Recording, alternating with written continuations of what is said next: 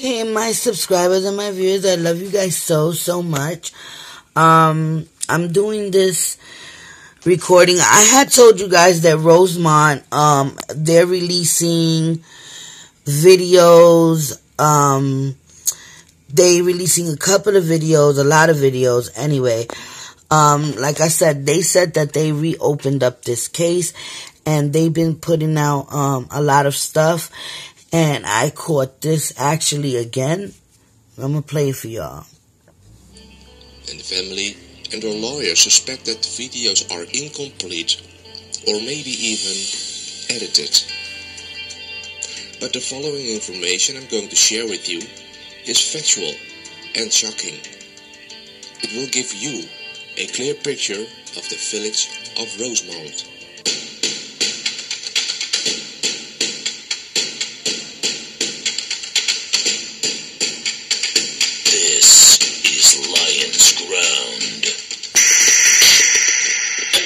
Protesters are out front, they're going to tell you anything they want. What we want to know is if they offered it, they can't send a messenger. They can't send somebody over here with the tape right now, and then they can prove us wrong. So that's my point. What we want to know is, where is it? We want to see it. I'm not going to worry about the last 40 hours. I'm going to worry about the next 40 hours. I want to know when this mother here, a grieving mother, is going to see the tape in the next 48 hours. When you can answer that, and when they can answer that, then I care. I don't care what happened 48 hours ago. Get us the tape now. The story begins with former Rosemont Police Commander Frank Siciliano, a man of law, but also a man of loyalty. Too loyal, he lost his job. He was cleared on May 15th, 2013, because he didn't want to commit to illegal and mafia practices by Rosemont officials. The former chief officer accuses Rosemont officials of covering up crimes, favoritism, misconduct, and other illegal practices. From now on, I address Frank Siciliano, plaintiff. All claims made by the plaintiff is well documented. A plaintiff is a person, in this case former Rosemont Police Commander Frank Siciliano, who brings a case against another in a court of law.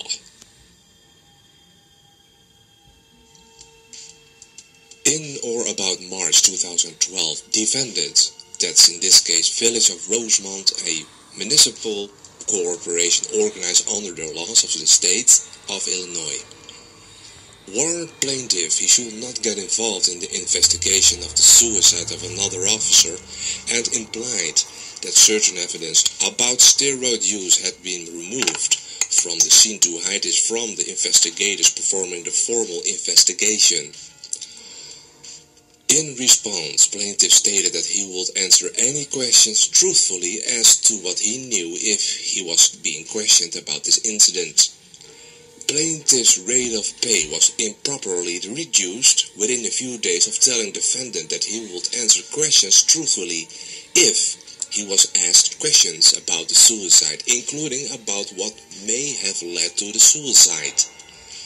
When plaintiff complained about the reduced pay, defendant refused to correct his rate of pay and told plaintiff to sue the defendant if he did not like it. In or about May 15, 2013, defendant told plaintiff that his job was being eliminated and that he was being terminated.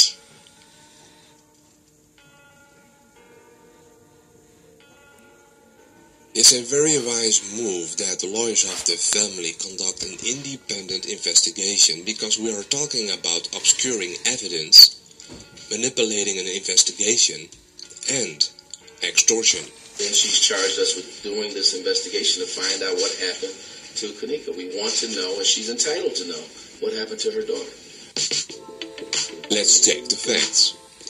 A 19-year-old girl walks totally disoriented for hours, and the hotel does not respond to it. There went basically wrong. The mother went to the hotel despite a severe infection because she knew her daughter was missing, and she knew she was in that hotel, but the hotel refused to help. After a day and a half of being asked for, and they've asked for videos for a day and a half. The mom went to the front desk asking, will you please look at the videos from the very beginning? and got nothing but resistance from the Crown Plaza Hotel. And even today, we haven't gotten the video. During the 911 call, the mother received advice that could make a difference between life and death. What I would recommend, just go home, relax a little bit, give it some time. Of all we know, she very well could still be in the room. She could just be passed out. Again, you know how it is. You drink it the night before, you get, whatever else have you. So just give it a couple hours. Maybe see if she'll get a hold of you again. Kanika Jenkins' lawyer have only seen 8 snippets, while there are 36 hours of video available. We got approximately 8 snippets. They show different portions of the hotel. They show someone who's disoriented, I would say, in need of assistance. I don't know how you would have monitoring systems that show that and not respond to it well before she reaches any freezer. There's no freezer whatsoever that I see in this video. Let me be clear. I have not received all of the videos, but of the videos they've provided me, I have not seen any freezer, and I absolutely have not seen her walk into a freezer. They have 36 hours of video, much of which will probably show her there looking for her daughter when they were not. The lawyers do not have an autopsy report. We haven't even gotten an autopsy report yet. The lawyers do not have all the reports. I want all of it. I want all of the recordings, all of the communications, all of the reports, the statements that were taken. I want to know the individuals that were there. It's my understanding that there are parties that go on in these hotels. I want to know what they knew and what opportunities they had to be aware and prevent this from happening. And now, the mainstream media claims there is no video of the freezer. Kanika Jenkins' mother wants to see it to believe it, but now we know that will not happen. According to the Crown Plaza Hotel in Rosemont, there is no video of Kanika Jenkins walking into a freezer. Remember that. Let's return to the plaintiff. In 2011, defendant Stevens directed plaintiff to remove some surveillance cameras from the police station because they were concerned that the cameras may have recorded some unlawful activity. Plaintiff refused to remove the cameras. In or about March 2012, defendant Stevens warned plaintiff he should not get involved in the investigation of the suicide of another officer, and implied that certain evidence such as steroids had been removed from the scene prior to a formal investigation of the suicide. And here you go again. Cover up evidence, manipulating an investigation, and extortion.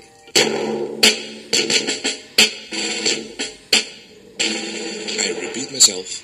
Again, it is a right decision by Kanika Jenkins' lawyers to conduct an independent research. The plaintiff claims that he was pressured to ignore illegal activities or told not to investigate or pursue illegal activities committed by certain civilians and certain officers.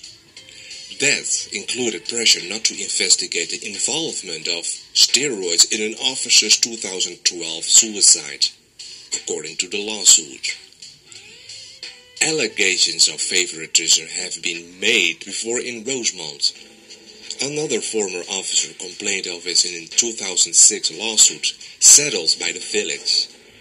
But the latest allegations come from someone who spent 3 decades in the department, climbing to one of the highest positions in a town, largely controlled by one single family, the Stevenses. Donald Stevens, the former mayor of Rosemont. The state attorney general had accused the family mayor Donald Stevens of having mob ties. In a summer 2005 hearing on the proposed casino license, an FBI agent testified that Stevens had met with several organized crime figures about mob control of construction and operation contracts at the plant's gambling hall. Stevens died in Rosemont on April 18, 2007 of complications of stomach cancer. Rosemont's current mayor is the son of Donald Stevens, Bradley A. Stevens. The apple does not fall far from the tree. From this, you can conclude that Rosemont is not particularly clean, and that cooperation in practice with the Kanika Jenkins case shows similarities with the illegal practices Rosemont is famous of. press conference, the lawyer of the mother tells them that they do not care about what happens on social media or what other people have to say or think. They just want facts. Because facts lead to answers. They want all the video material and they want all the reports. And that's not too much to ask. Because there is still a mother there who lost her child without answers. But that really doesn't affect us. We're not moved by any protests. We're not moved by any protesters or activists. We are only moved by trying to find out what happened to Kanika. Other than that, I don't make any I don't care. Because that doesn't get me to where we need to be, which is, why is Kanika dead? That's where we need to be. Thank you, guys. On my Facebook group, I will compile a document with all the information shown in this video. So, you guys, I put this up for y'all. I love you guys. Like and subscribe. As y'all can see, this snake ship been going on for a couple of years.